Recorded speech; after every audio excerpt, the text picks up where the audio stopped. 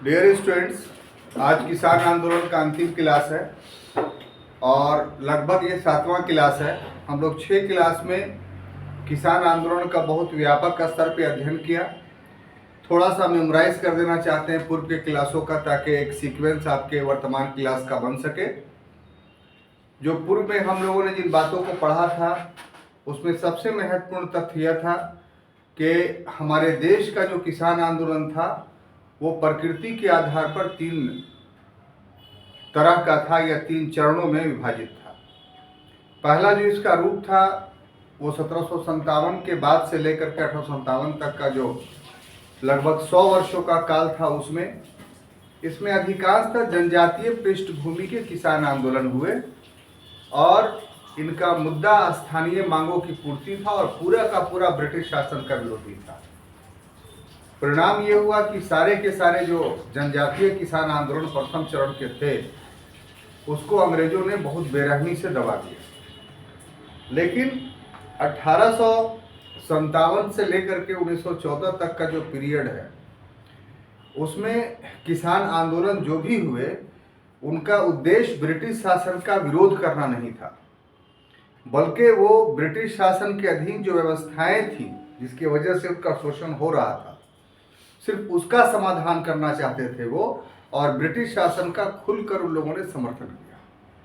नतीजा ये हुआ कि इस पीरियड के जितने भी किसान आंदोलन हम लोगों ने पढ़ा उसमें उनकी मांगों पर सहानुभूतिपूर्वक विचार किया गया और बहुत सारी मांगें पूरी की गई, उनका दमन नहीं किया गया।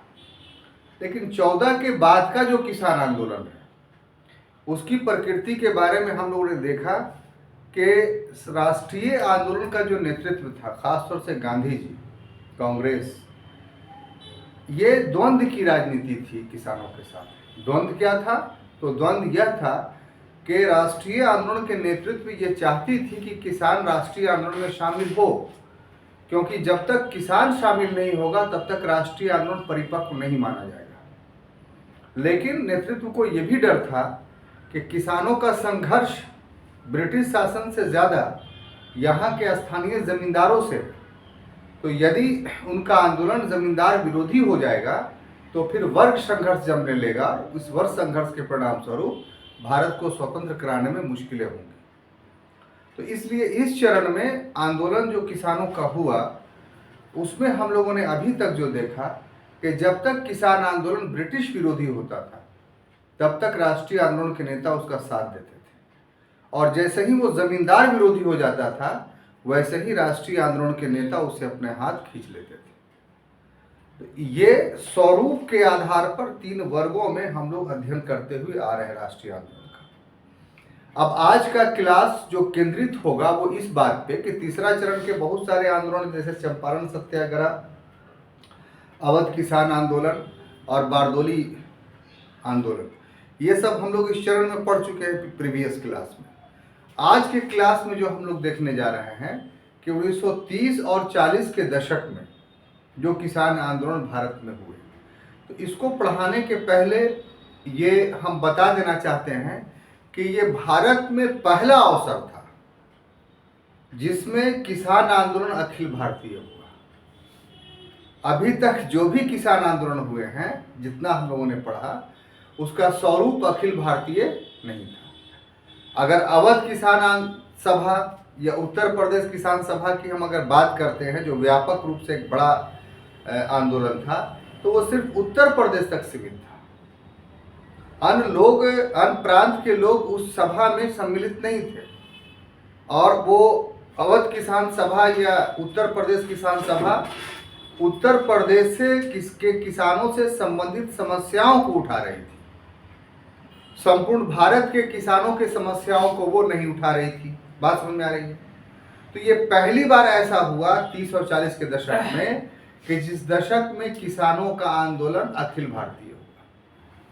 यानी यूपी में भी इसका प्रभाव रहा, बिहार में भी इसका प्रभाव रहा, पश्चिम बंगाल में भी रहा, उड़ीसा में भी रहा, आंध्र प्रदेश में भी रहा, मध्य प्रदेश में भी रहा। एक बड़े क्षेत्र में इसका व्यापक प्रसार रहा और बड़े क्षेत्र के किसानों ने इसमें भाग लिया। संपूर्ण भारत का तो कहना अनुचित होगा, क्योंकि बहुत सारे क्षेत्र थे वहाँ भू राजस्व व्यवस्था का रूप अलग था, तो उस कारण से किसान इस किसान आंदोलन में शामिल नहीं हुए। लेकिन फिर भी एक बड़े क्षेत्र में, तो उस कारण से इसको अखिल भारतीय किसान आंदोलन कहा जा सकता है। क्लियर? कोई कंफ्यूजन नहीं? तो इसको कुछ इस ढंग से पढ़ा जा सकता है कि जो यह चरण था, यानी 1930 से 1900 जो 40 का दशक है,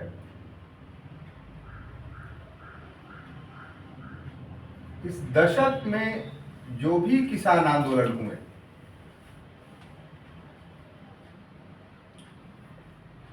जो भी किसान आंदोलन हुए,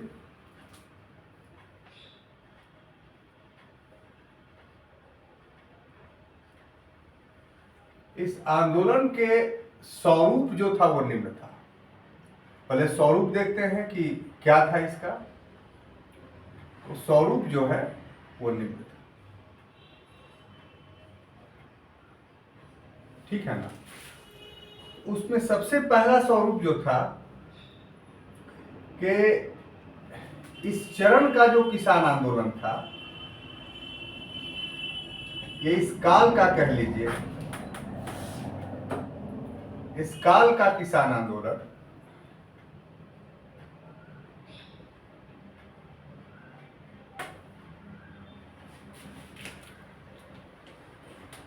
अखिल भारतीय था।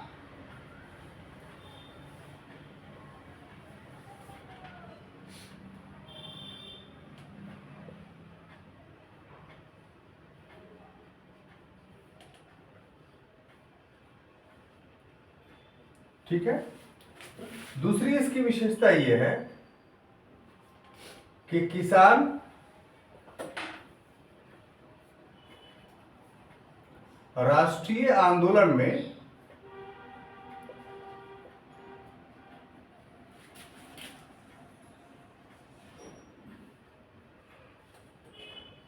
भाग लेना चाहते थे।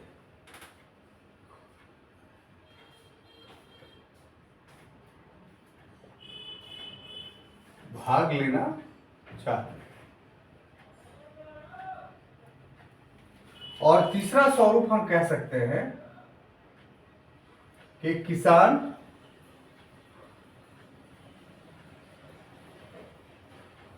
अपनी समस्याओं के प्रति भी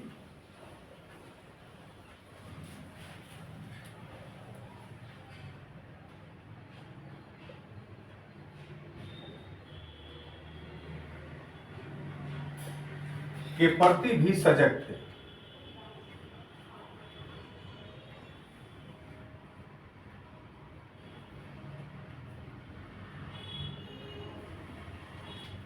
ठीक है? और चौथा स्वरूप का निर्धारण हम कर सकते हैं इस ढंग से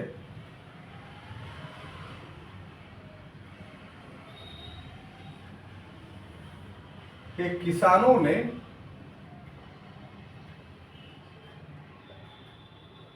द्वंद्वात्मक नीति अपनाई।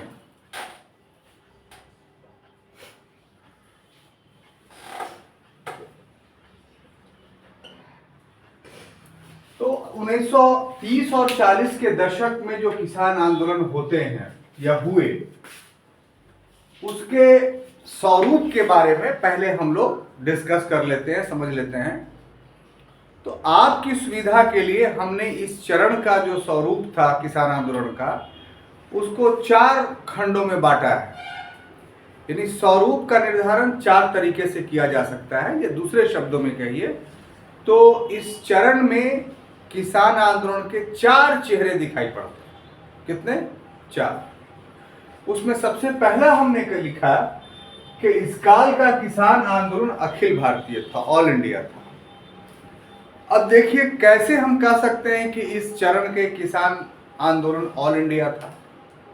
तो स्वाभाविक सी बात है कि पीछे से हमको देखना पड़ेगा। तो पीछे से जितना भी आंदोलन हुआ वो सब आपके मस्तिष्क में है, सिर्फ उसको दोहरा देना चाहते हैं। जैसे प्रथम चरण में आइए तो सन्यासी विद्रोह था, वो भी एक किसान आंदोलन था, तो ये बंगाल के कुछ क्षेत्रों तक सीमित था। चुआर विद्रोह था, तो ये पश्चिम बंगाल का जो मिदनापुर डिस्ट्रिक्ट है वहां तक सीमित था। कोल विद्रोह था, तो छोटानागपुर क्षेत्र तक सीमित था। इसी प्रकार से द्वितीय चरण के कुछ महत्वपूर्ण आंदोलनों को अगर आप देखिए, जैसे संथाल विद्रोह था तो संथाल परगना तक सीमित था, दक्कन उपद्रव था तो दक्कन तक सीमित था। इसी तरीके से तृतीय चरण में अगर आइए आप, तो सबसे पहले हम लोग चंपारण देखे थे तो बिहार के चंपारण तक सीमित था। बारदोली तो गुजरात के सूरत जिले के सिर्फ बारदोली तालुका तक सीमित था। या अवध किसान आंदोलन की अगर बात करें तो उत्तर प्रदेश के कुछ जिलों तक सीमित था। अखिल भारतीय तो अभी तक कोई आंदोलन नहीं हुआ। ये पहला ऐसा अवसर है भारत में किसान आंदोलन के परिवेश में जो ऑल इंडिया था। तो इस तरीके से हम कह सकते हैं कि 1930 और 40 के दशक का जो किसान आंदोलन था वो ऑल इंडिया था, अखिल भारतीय था। दूसरे शब्दों में एक राष्ट्रीय किसान आंदोलन था, एक नेशनलिस्ट पीजेंट मूवमेंट था या फार्मर मूवमेंट था। क्लियर? इसको आप इस ढंग से एक्सप्लेन कर सकती है, एक लाइन में लिखा हुआ है, इसको एक्सप्लेन कीजिएगा तो जैसे जैसे हमने एग्जाम्पल्स दिया वैसे वैसा आप एग्जाम्पल्स दे कर करके इस स्वरूप को आप एक्सप्लेन करेंगे। कोई कंफ्यूजन नहीं। दूसरा हमने लिखा कि किसान राष्ट्रीय आंदोलन में भाग लेना चाहते थे। अब देखिए, अभी तक जो किसान आंदोलन, जैसे चंपारण का ही लीजिए, तो चंपारण में जो किसान थे वो सिर्फ उनका उद्देश्य ये था कि तिनकठिया पद्धति जो है वो खत्म होना चाहिए। बारदोली के किसान आंदोलन में किसानों का उद्देश्य ये था कि जो 30% किसान भू राजस्व का दर को बढ़ा दिया गया है उसको घटाया जाए। इसी प्रकार से पूर्व में आपने देखा दक्कन उपद्रव क्यों हुआ भाई, तो वहाँ के किसान जो बढ़े हुए लगान थे और भूमि पर उनको अधिकार नहीं मिल रहा था, उसका वो चाहते थे। नील आंदोलन हुआ तो क्या चाहते थे कि हमारे खेती पर नील का उत्पादन नहीं हो। किसी भी किसान आंदोलन का उद्देश्य राष्ट्रीय नहीं हुआ। वो लोग राष्ट्रीय आंदोलन में शामिल होना नहीं चाहते थे। लेकिन 30 और 40 के दशक में हम लोग क्या पाते हैं कि जो किसान थे उन्होंने ये महसूस किया कि देश को स्वतंत्र कराए बिना हमारी समस्या का समाधान नहीं हो सकता है।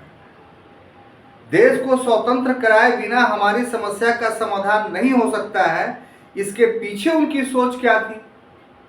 तो सोच ये थी कि यद्यपि की शोषक जमींदार हैं जो भारतीय हैं, गौर से सुनिएगा इस बात को, यद्यपि की शोषक जमींदार हैं जो भारतीय हैं, अभी तक हम यही समझते आए थे, लेकिन वास्तव में ये जमींदारी व्यवस्था ब्रिटिश प्रशासन का अंग है। इसका जन्मदाता कौन है? तो ब्रिटेन है। जमींदार भारत के हैं लेकिन जमींदारी व्यवस्था ब्रिटिश शासन की देन है। तो जब तक ब्रिटिश शासन रहेगी तब तक जमींदारी व्यवस्था रहेगी, और जब तक जमींदारी व्यवस्था रहेगी तब तक हमारा शोषण होता रहेगा। इसलिए हमारी लड़ाई किससे होनी चाहिए? तो अंग्रेजों से, ब्रिटिश सत्ता से। अगर ब्रिटिश सत्ता यहाँ से चली जाएगी, जो देश की सत्ता आएगी वो स्वमेव जमींदारी व्यवस्था को समाप्त कर देगी, और जब स्वमेव जमींदारी व्यवस्था समाप्त हो जाएगी तो हमारा शोषण भी समाप्त हो जाएगा। तो यहाँ से किसानों के सोच में एक आमूलचूल परिवर्तन देखते हैं। और वो परिवर्तन क्या था कि राष्ट्रीय आंदोलन से जुड़ना। वो क्यों जुड़ना चाहते थे कि अगर राष्ट्रीय आंदोलन से हम जुड़ेंगे और देश स्वतंत्र होगा तो स्वतंत्र देश की सरकार जमींदारी व्यवस्था खत्म करेगी, और जब जमींदारी व्यवस्था समाप्त हो जाएगा तो फिर हमारा शोषण भी खत्म हो जाएगा।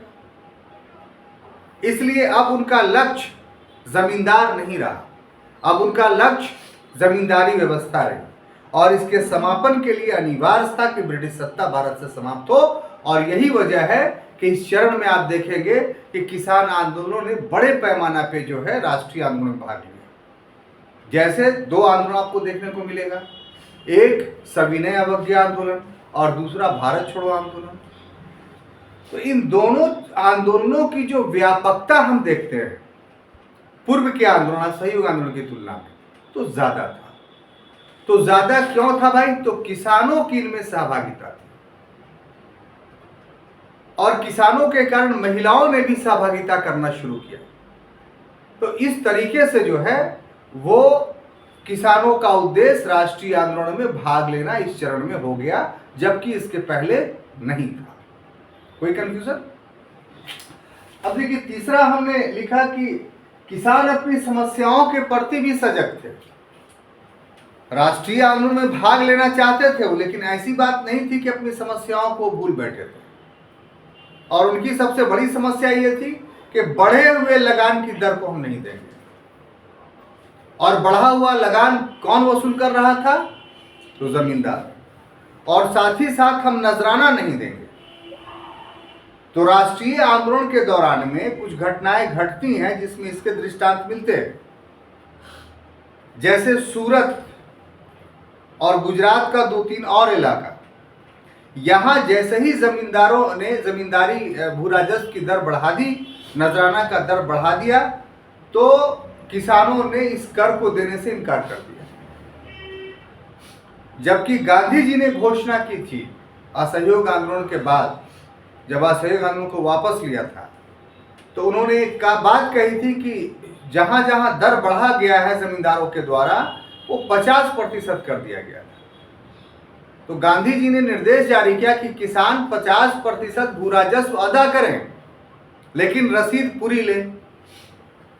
इसका मतलब क्या है कि गांधी जी जमींदारों के पक्ष में अपना फैसला कर रहे थे। तो बहुत सारे किसानों ने तो बात को मान लिया, लेकिन गुजरात के किसानों ने बात को नहीं माना। नतीजा के तौर पर क्या हुआ कि जमींदारों ने उन पर जुल्म किया। जब जुल्म किया तो वो लोग बड़ौदा चले गए। बड़ौदा ब्रिटिश सत्ता के अधीन नहीं थी, बड़ौदा देसी रियासत थी, और जो बड़ौदा के महाराज थे, उन बड़ौदा के महाराज ने इस किसानों का साथ दिया। तो ये कहना कि राष्ट्रवादी आंदोलन में शामिल होकर करके अपने लक्ष्य को भूल चुके थे, ये गलत होगा। बल्कि किसानों ने अपनी समस्याओं को भी ध्यान में रखा। और चौथी विशेषता या स्वरूप ये थी कि इन लोगों ने द्वंद्वात्मक नीति अपनाई। किसान ने, जिस प्रकार से कांग्रेस ने द्वंद्वात्मक नीति अपनाई किसानों के साथ, उसी प्रकार से किसानों ने भी कांग्रेस के साथ द्वंद्वात्मक नीति अपनाई। द्वंद्वात्मक नीति क्या अपनाई भाई? कि कांग्रेस के संगठन से जुड़े रहे वो, लेकिन जब उनको एहसास हो गया कि कांग्रेस का संगठन हमारी मांगों को पूरा नहीं कर रही है, तो उन्होंने अपना संगठन बनाना शुरू किया और अखिल भारतीय संगठन बनाया। अखिल भारतीय संगठन बनाने के बावजूद भी कांग्रेस से जुड़े रहे, लेकिन जब यह हुआ कि कांग्रेस उनकी मांगों को पूरा नहीं कर रही है, तो फिर कांग्रेस से अलग भी हो गए वो। इसी प्रकार से कांग्रेस के अंदर भी अपने मांगों को मनवाने के लिए कांग्रेस सोशलिस्ट पार्टी नाम का एक दबाव समूह भी बनवा लिया। जब राष्ट्रीय आंदोलन चलता था तो उसमें खूब बढ़ चढ़ कर किसान भाग लेते थे, लेकिन जब अपनी मांगों की बारी आती थी तो राष्ट्रीय नेताओं से, या स्वतंत्रता के समय में भी 1937 में जो सरकार बनी कांग्रेस की विभिन्न प्रांतों में, तो उससे अपनी मांगों को मनवाने के लिए प्रदर्शन भी किया। तो इस प्रकार से 1947 से पहले का जो किसान आंदोलन है 30 और 47 के बीच का, वो एक ऐसा किसान आंदोलन है जिसका कैरेक्टर ड्युअलिस्टिक था। ड्युअलिस्टिक, द्वंद्वात्मक इस मायने में कि उसने राष्ट्रीय आंदोलन का साथ भी दिया और अपनी मांगों को मनवाने के लिए राष्ट्रीय नेताओं पर दबाव भी बनाया, प्रभाव भी बनाया कि उनकी मांगे मानी जाए। तो छात्रों, ये 4 स्वरूप हैं जिन स्वरूप का हमने आपको व्याख्या की, ठीक है ना। अब देखिए, अगला चीज जो हमें बताना है आपको वो ये कि इस चरण में समझ गए 1930 और 40 का दशक। इस चरण में किसान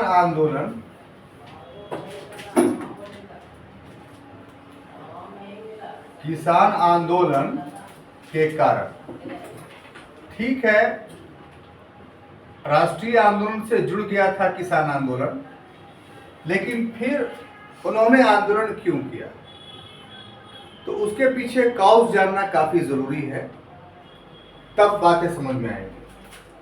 उसमें सबसे पहला काउज है कि राष्ट्रीय आंदोलन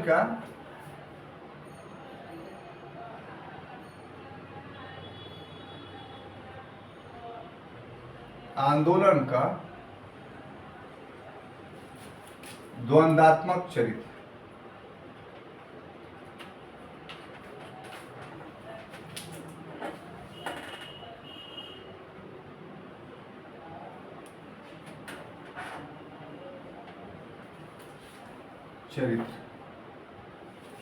दूसरा था 1929 का विश्वव्यापी आर्थिक मंदी।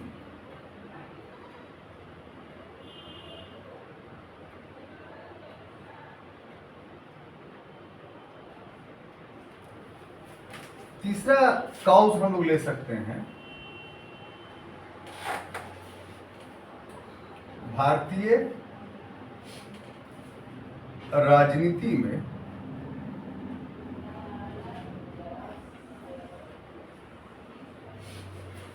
साम्यवाद का उदय।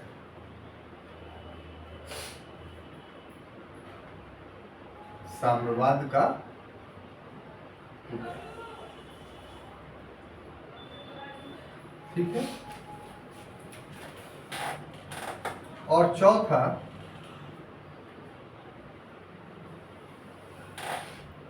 किसान नेताओं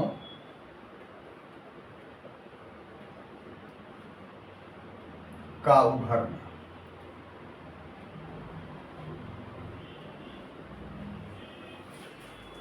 अब दूसरा जो टॉपिक हम लोग को आगे पढ़ना है 1930 और 40 के दशक में किसान आंदोलन के परिवेश में, वो ये कि आखिर इस चरण में एक अखिल भारतीय किसान आंदोलन क्यों हुआ, क्या काउज था, इसके पहले क्यों नहीं हुए, ठीक है। 1930 और 40 के दशक में ही क्यों, तो उसका कारण कुल 4 है। पहला काउज है कि राष्ट्रीय आंदोलन का जो चरित्र था वो द्वंद्वात्मक था, ड्युअलिस्टिक था। यहां पर एक बात ध्यान देने योग्य है कि यद्यपि कि कांग्रेस की स्थापना 1850 में हो गई, या वहां से हम लोग मानते हैं कि राष्ट्रीय आंदोलन या स्वतंत्रता संग्राम शुरू हुआ, या कुछ इतिहासकार या कुछ वर्ग बोलता है कि नहीं भाई 1857 से ही स्वतंत्रता संग्राम शुरू हो गया। चलिए जो भी डेट हो उससे बहस नहीं है, हम लोग मान के चलते हैं कि 19वीं शताब्दी के उत्तरार्ध से, यानी 1850 के बाद से राष्ट्रीय आंदोलन शुरू हुआ। लेकिन वो जो राष्ट्रीय आंदोलन शुरू हुआ वो अपने चरित्र में हमेशा शुरू से मध्यम वर्गीय रहा, अर्थात शिक्षक, डॉक्टर, वकील, बैरिस्टर्स, यही सब पढ़े लिखे हुए जो लोग थे वही इसमें शामिल थे। इसमें जन सामान्य की भागीदारी नहीं थी।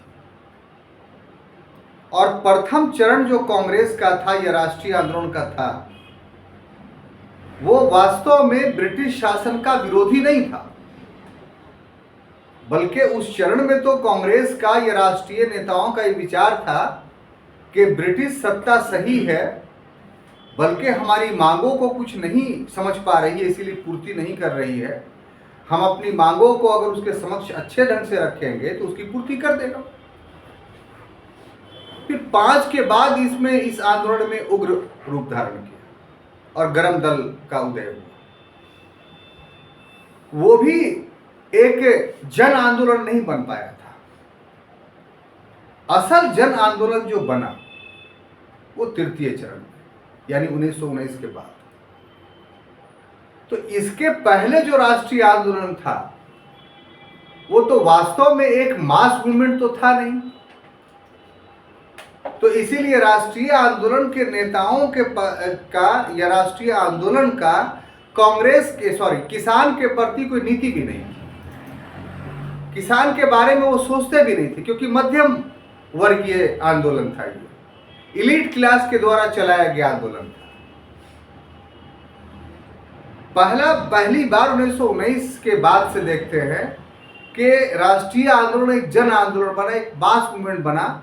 और मास मूवमेंट का अर्थ क्या था कि लोग, उससे जुड़े लोग में सबसे ज्यादा संख्या किसकी थी? तो किसानों की थी।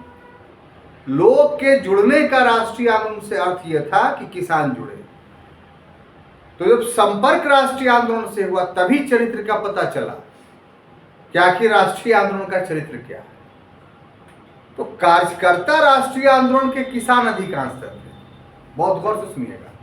लेकिन नेतृत्व तो अभी भी मध्यम वर्गीय थे। नेतृत्व में तो वही लोग थे जो जमींदार थे, जो भूमिपति थे। तो यहां पर दोनों के हित टकराते थे, नेता और कार्यकर्ता का। तो इसी हित के टकराने से जो चीजें उभर करके सामने आई कि राष्ट्रीय आंदोलन में द्वंद्वात्मक चरित्र था, इसका ड्युअलिस्टिक कैरेक्टर था। अब ऐसे में जो लोग आपका साथ दे रहे हैं उनके दिलों में असंतोष का पाया जाना तो अनिवार्य सी बात है। तो साथ देने वालों में अधिकांश कौन लोग थे? किसान थे। तो इसलिए जो नेतृत्व था उसके साथ उसका चरित्र क्या था? द्वंद्वात्मक था, ड्युअलिस्टिक था। तो ऐसे स्थिति में उनके मध्य असंतोष का पाया जाना एक स्वाभाविक सी बात है। तो इस कारण अखिल भारतीय किसान आंदोलन का जन्म हुआ। अब दूसरा कि 1929 का विश्वव्यापी आर्थिक मंदी। ठीक है, ये मंदी जो था 1929 का अमेरिका से शुरू हुआ था, संयुक्त राज्य अमेरिका से, और रूस को छोड़ करके संपूर्ण विश्व इससे प्रभावित हो गया। और इस मंदी का प्रभाव भारत पर भी पड़ा। वर्ल्ड हिस्ट्री जब पढ़ाएंगे तो उसमें इस मंदी का व्यापक रूप से अध्ययन हम लोग करेंगे। सिविल सर्विस के लिए, यूपीएससी के लिए जो है वो ये टॉपिक काफ़ी महत्वपूर्ण है, बराबर पूछता है। क्योंकि उसके बाद भी जैसे ख़ास तौर से 2008 में सब प्राइम संकट आया था हमारे इसमें, वो भी अमेरिका ही से शुरू हुआ था। तो वो भी एक मंदी का दौर था। तो ये विश्वव्यापी मंदी क्यों आती है? ऐसा नहीं है कि दुनिया से सब सामान ख़त्म हो गया, ये चीज़ें नहीं बन रही है। ये अर्थव्यवस्था के तकनीक में गड़बड़ी के कारण इस प्रकार की मंदियाँ आती हैं। तो खैर जो हो, एक अलग विषय है और अलग क्लास में पढ़ेंगे तो हम लोग के लिए बेहतर होगा। यहाँ इतना जानना है हम लोग को, 29 और 31 का जो विश्वव्यापी मंदी शुरू हुआ अमेरिका से, उससे भारत भी प्रभावित हुआ। और भारत किस रूप में प्रभावित हुआ कि इसके पहले जो अनाज का मूल्य था वो 29 और 31 के बीच में वो मूल्य आधा हो गया। क्या हो गया? आधा। जैसे मान लिया 100 रुपये क्विंटल कोई अनाज बिक रहा था पहले, तो वो अनाज अब 50 रुपये क्विंटल बिकने लगा। तो किसानों की आय क्या हो गई? आधी हो गई, पहली बात। दूसरी बात कि भू राजस्व के मामले में इस समय एक नियम बना कि अभी तक किसान भू राजस्व जो थे वो अनाज में दे रहे थे। ये सुविधा था उनको कि अनाज में भी दे सकते हैं। लेकिन अब ये शर्त ला दी कि नहीं, नगद ही देना होगा। और भू राजस्व या तो पूर्ववर्ती था या बढ़ा हुआ दर में था।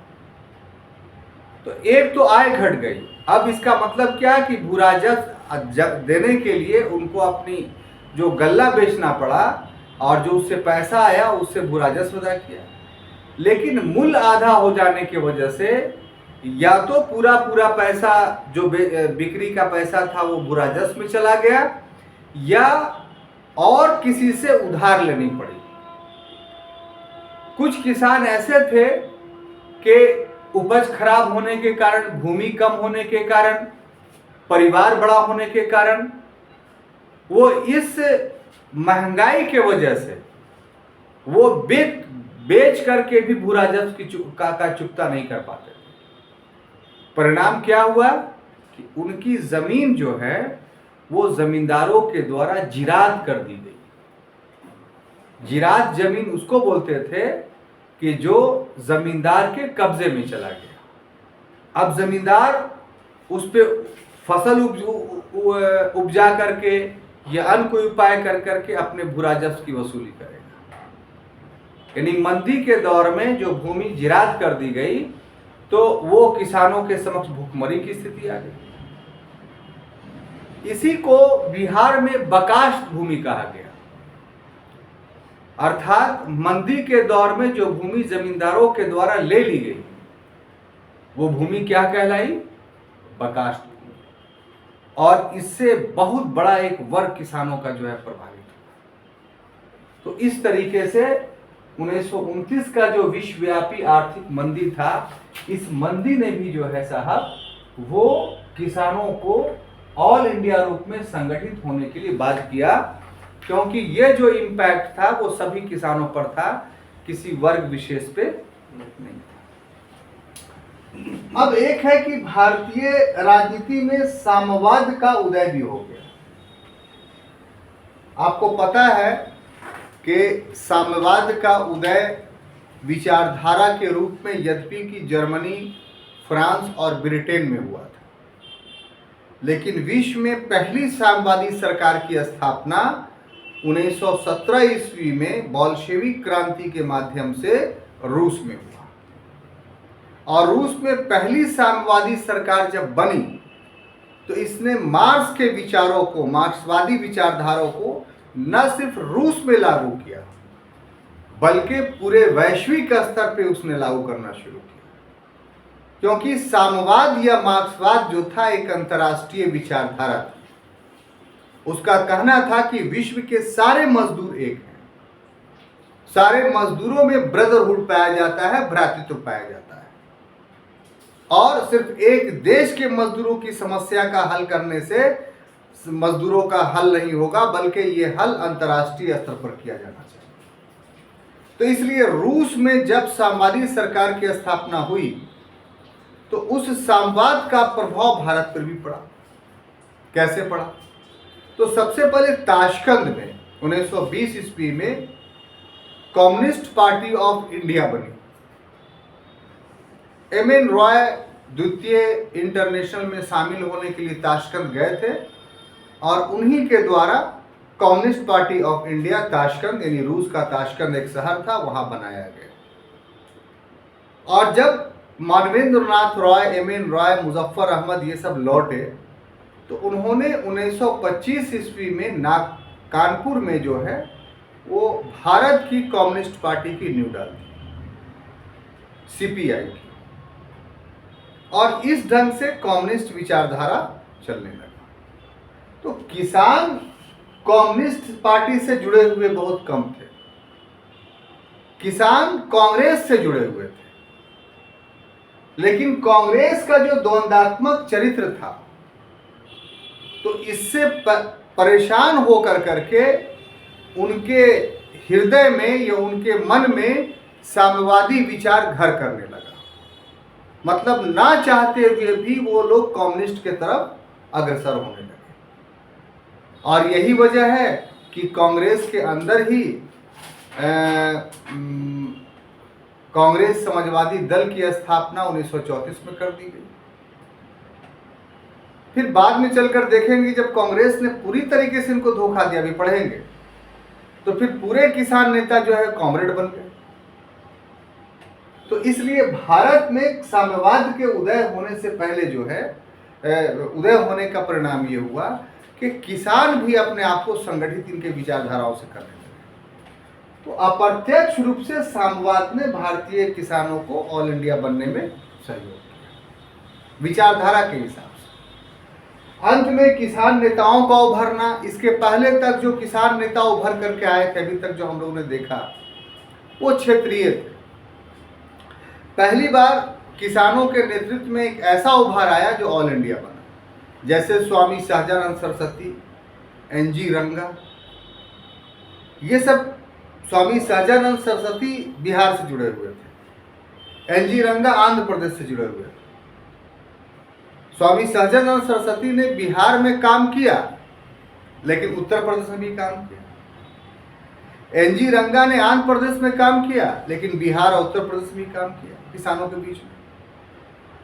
तो इस प्रकार से नेतृत्व भी अखिल भारतीय के रूप में इस पीरियड में उभर करके सामने, जिन्होंने एक बड़े क्षेत्र के किसानों को, भारत के एक बड़े क्षेत्र के किसानों को ऑर्गेनाइज किया, संगठित किया। तो ये वो छात्रों कारण थे, काउस था, जिसके वजह से 1930 और 40 के दशक में एक अखिल भारतीय किसान आंदोलन होने में सफल था। कोई कंफ्यूजन? तो दो चीजों को हम लोगों ने देखा, एक कि इसका चरित्र क्या था इस पीरियड के आंदोलन का, और दूसरा ये कि इस पीरियड में जो आंदोलन हुए उसके काउस क्या थे, उसके कारण क्या थे। है ना, बात समझ में आई? अब देखिए कि इस आंदोलन का क्रियात्मक पक्ष क्या था, आखिर इस दौर में हुआ क्या। आंदोलन का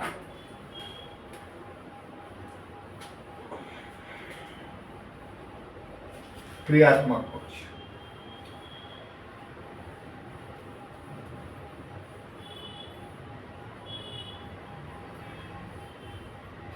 तो इसको भी हम लोग बिंदुवार पढ़े तो ज्यादा बेहतर होगा, ताकि आप अपने ढंग से इसकी व्याख्या करते जाएं। बोर्ड पर एक फ्लो चार्ट अगर बन जाता है, उसको एक्सप्लेन कर दिया जाता है, और लेक्चर्स आप सुन लेते हैं अच्छे से, तो आप चाहिए तो आप एक अच्छा नोट्स जो है बना सकते हैं। यह हमेशा आपके मस्तिष्क में वो रहेगा। जब भी भूलेंगे वो वीडियो देख लेंगे तो आपको पूरा का पूरा याद चला आएगा। तो हम इसीलिए बिंदुवार अध्ययन करवा रहे हैं, ताकि आपको पॉइंट वाइज दिमाग बाद में बैठ जाए। तो सबसे पहला जो था, हम इसको एक्सप्लेन करते हैं कि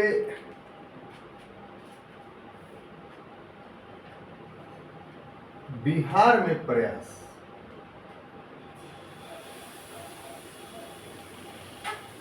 ये जो ऑल इंडिया किसान आंदोलन जो हुआ, इसकी बुनियाद बिहार में पड़ी थी। मुंगेर में शाह जुबैर थे, एक लीडर थे, और एक और बिहार के नेता थे, उनका नाम हम भूल रहे हैं। इन लोगों ने मुंगेर में 1922 ईस्वी में, कब? 1922 में सिर्फ किसान सभा नाम का जो है एक संगठन बनाया। उसके बाद इसमें स्वामी सहजानंद सरस्वती जुड़े, और इन्होंने नेतृत्व संभाला 1928 में, और इसका नामकरण कर दिया बिहार किसान सभा। बिहार किसान सभा।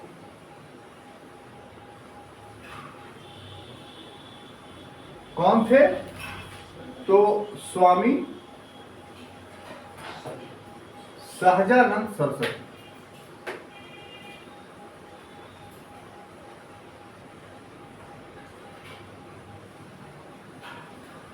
और इनके द्वारा, स्वामी सहजानंद सरस्वती के द्वारा सबसे बड़ी बात यह कि भूमिहीन मजदूर, भूमिहीन मजदूर बहुत इंपॉर्टेंट है, छुपा हुआ चीज है, इसलिए इसको याद रखिएगा। एक पत्रिका निकाली,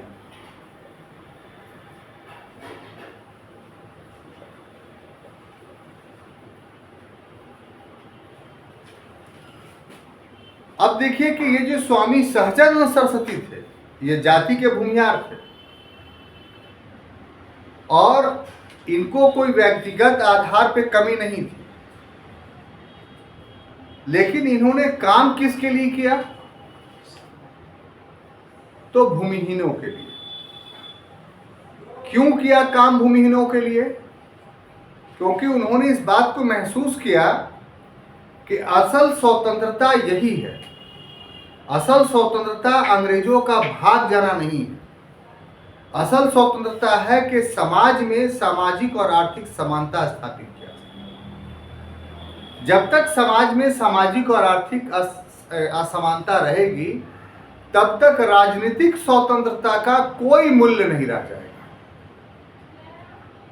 एक भूखे नंगे व्यक्ति के लिए वोट का क्या महत्व है, आप महसूस करते हैं? उसे 100 रुपया दे करके वोट खरीद लिया जाता है,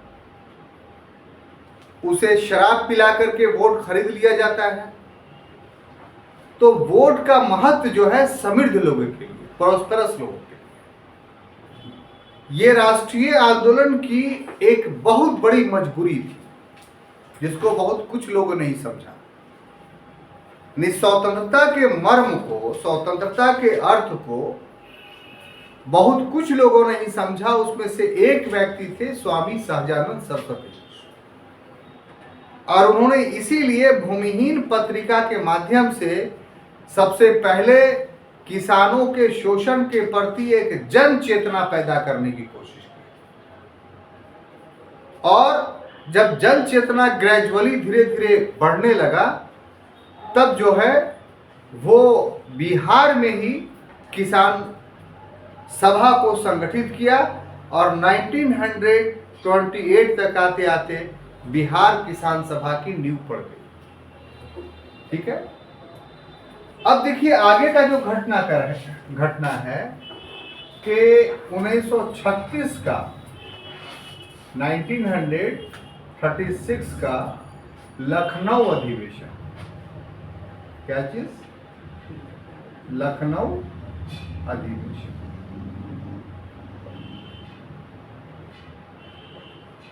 अब देखिए कि ये जो 36 का लखनऊ अधिवेशन था, ये वास्तव में कांग्रेस का अधिवेशन था। लेकिन इसी अधिवेशन के साथ साथ स्वामी सहजानंद सरस्वती ने भी किसानों का सम्मेलन करना शुरू कर दिया।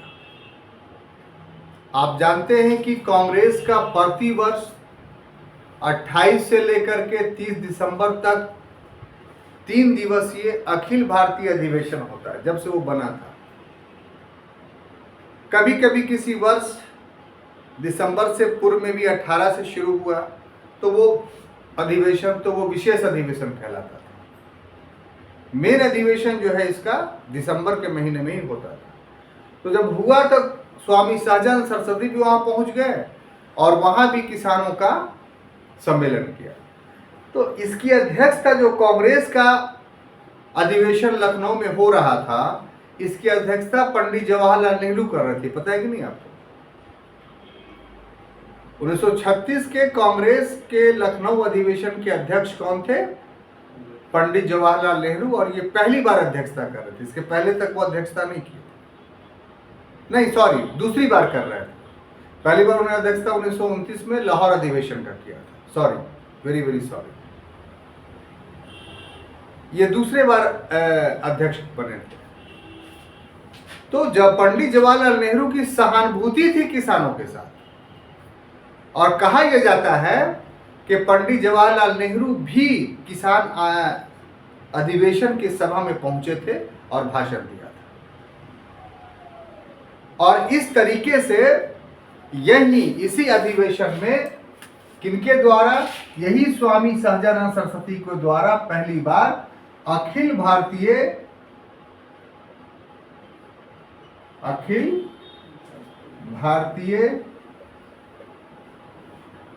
किसान सभा का गठन किया गया। किसका? किसान सभा। और इसके जो अध्यक्ष बने थे वो स्वामी सहजानंद सरस्वती बने थे। कौन बने थे?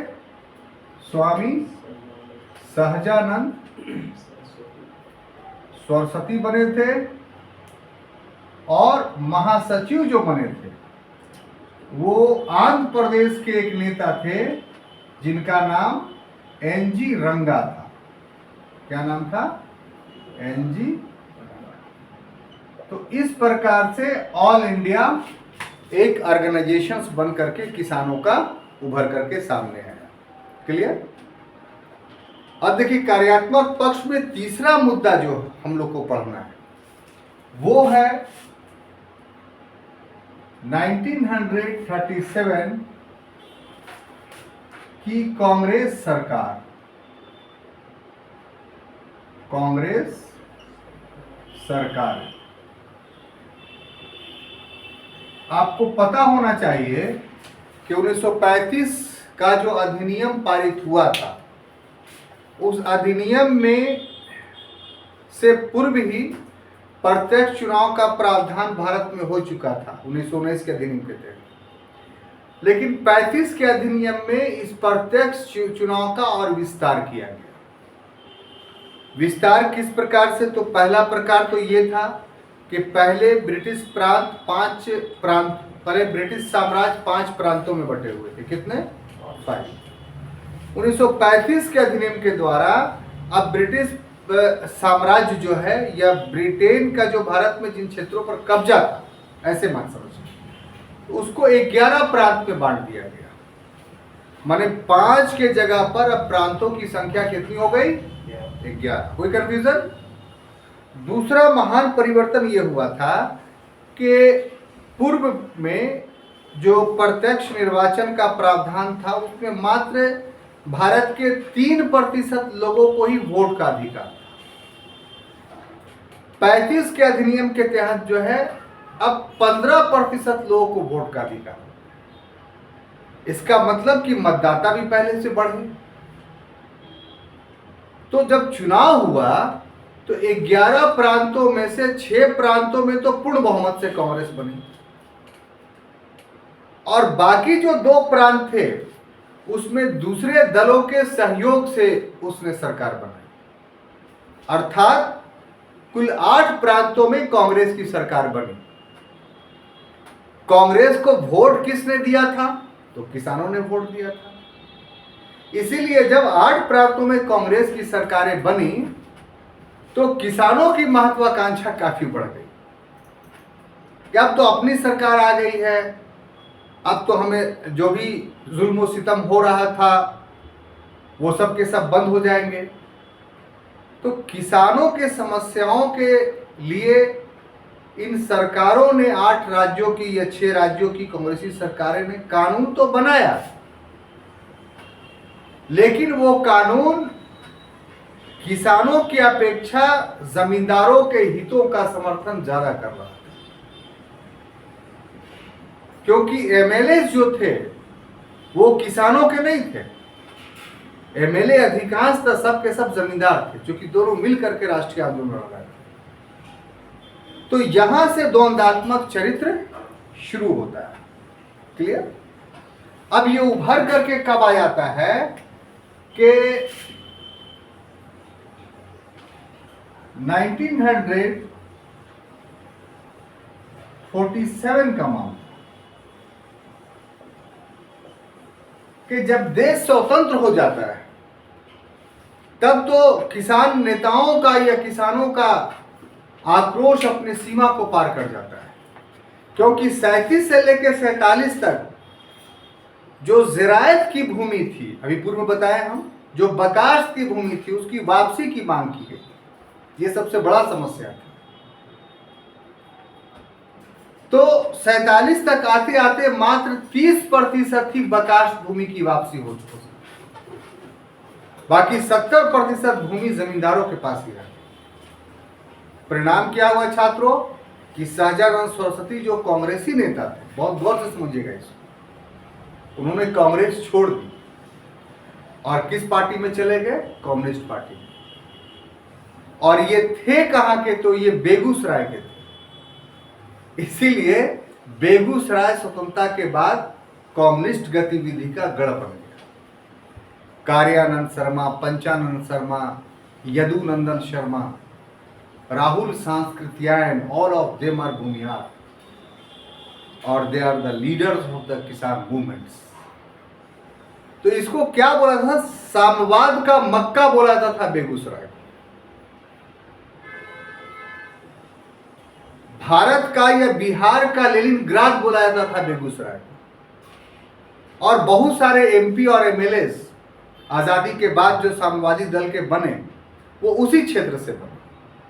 तो एक बड़ी विचित्र बात है कि साम्यवाद का पालन पोषण यहाँ साम्यवाद के समर्थक जातियों के द्वारा नहीं किया गया,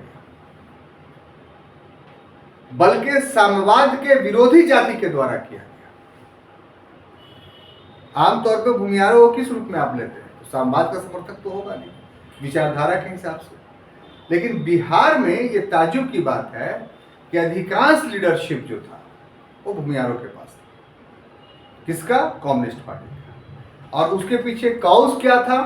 तो ये सब कॉज था जो मैंने आपको बताया। अब एक अंतिम आंदोलन है तेभागा आंदोलन।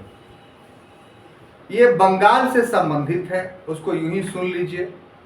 बंगाल में 1946 में आज़ादी से एक साल पहले ये आंदोलन हुआ, और वो था कि बंगाल के जमींदारों ने भू राजस्व की दर जो है वो 50% से ऊपर कर दी, और वहाँ के किसान का डिमांड ये था कि कुल उपज का 1/3 यानी 3 भाग ही भू राजस्व लिया जाए, जिसको 3 भाग के आधार पर तेभागा कहा जाए, यानी 3 भाग। और उसके बाद ये चूंकि 1/3 भाग के लिए आंदोलन था, इसीलिए बंगाल में इस किसान आंदोलन को तेभागा आंदोलन के नाम से जाना जाता है। तो छात्रों, एक लंबे समय के बाद, एक लंबे संघर्ष के बाद हम लोगों ने किसान आंदोलन को बहुत अच्छे ढंग से समाप्त किया। आशा करते हैं कि एक संपूर्णता के साथ हमने आपको पढ़ाया, टुकड़ों में पढ़ाया। आप समय समय पे इस वीडियो को देख करके अपने तथ्य को मेमोराइज कर सकते हैं, अपने नोट्स को बना सकते हैं। अगले क्लास में जो हम मिलेंगे तो आधुनिक भारतीय इतिहास के दूसरे विषयों के साथ। तब तक के लिए धन्यवाद।